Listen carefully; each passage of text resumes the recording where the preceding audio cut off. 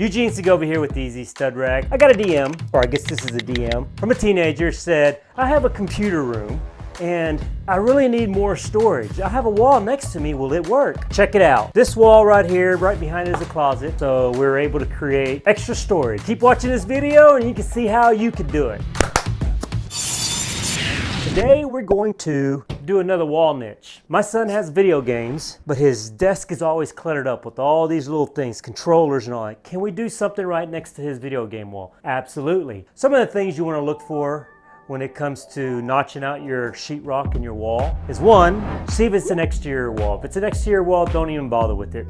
It's going to have insulation in it and you don't want to mess with that. Second, check for any outlets.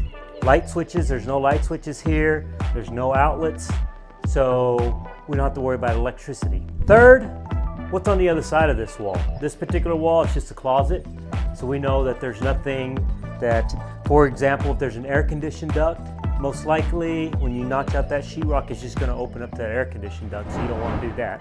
It's unbelievable how much space is available in your home walls. Anyone can do these projects. Even you can do this. Click on this link here, see all the other options that you can do, whether it's a sliding mirror in the restroom, you can do wall niches for your craft room. Check out this link and you can see all those.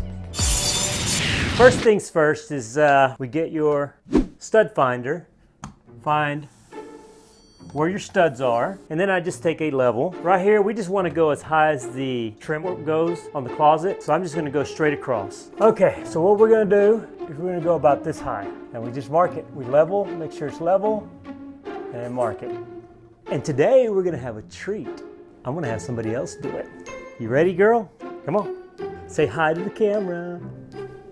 Hi. So this cost me Starbucks for me, her, and her friend, her brother, and her brother's friend. So now she has to do this. So first things first, Dremel, we set it to about 25 RPM. The zip bit on the end goes about an inch out, and that should be good. So what we're gonna do is I'm gonna talk to Jalen on what to do. We'll see how well she listens.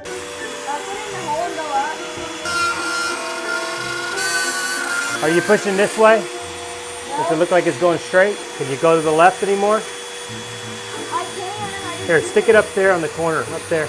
Jackson, vacuum cleaner. Up here? Yeah. Right there? Yep. On the line. Hold on to your Dremel tool, good. There you go, you got it. There you go, you hit the stud, now come down. There you go, keep pushing left as you're coming down.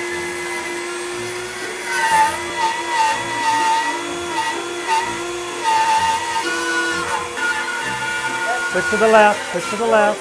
You can start back up on top and then come back down again. Jackson, vacuum cleaner. Pull to the left as you're coming down. Here, let me go. Safety glasses. My lead.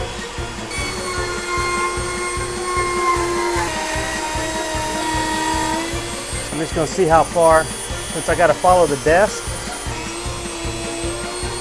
Oh, there's a stud there. Oh, there's a stud there. There you go.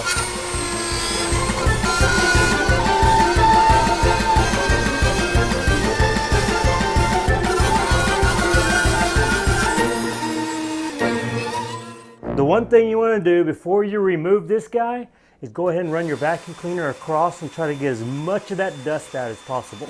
And if you can't get your board out, use the vacuum to suck it out.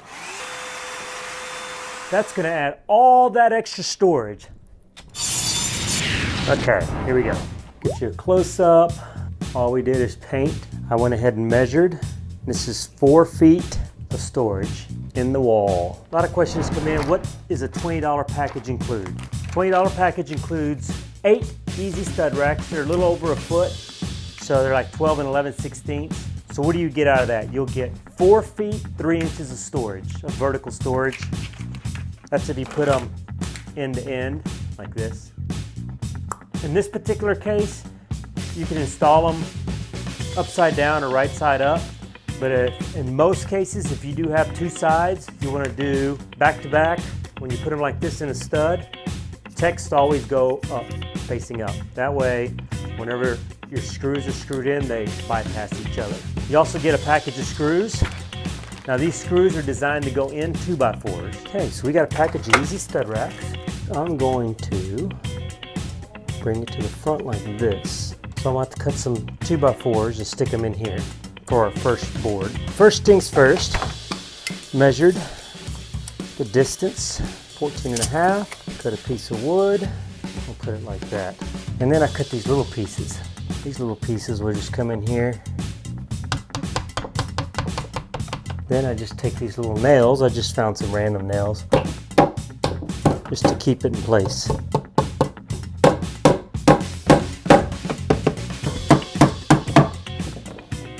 Line it up to the edge, aim for the center of the hole.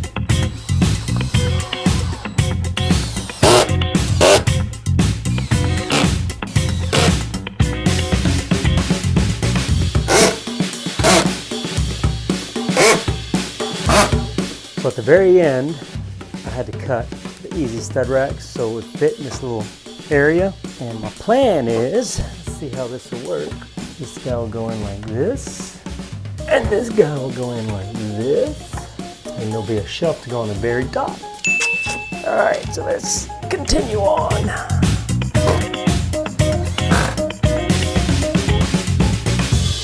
So the one thing I do want to point out is never cut your boards ahead of time, because this one, the bottom is tighter than the top. Up here on top, we're about 1/4 inch wider. Let me cut a few boards at, oh wow, 14 5/8.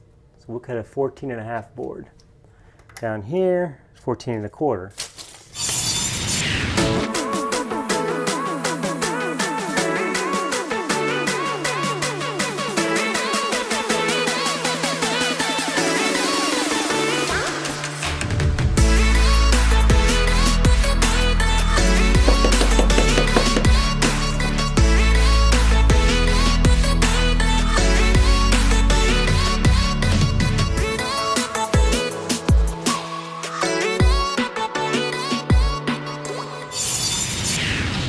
Alrighty, create extra storage. We got some more room for another shelf up there, but we ran out of wood. Wait, you know what I usually do? That's what I do. Yeah. Don't remember that means. I messed that up. You did, you butchered that, wow. Ooh, ooh, bring it back, bring it back. Lawnmower. What? Oh, oh, oh, you gotta ride it, you gotta ride it. Shopping cart. Right, so you can't no more. Got the horses in the pool. I don't know where y'all get this from.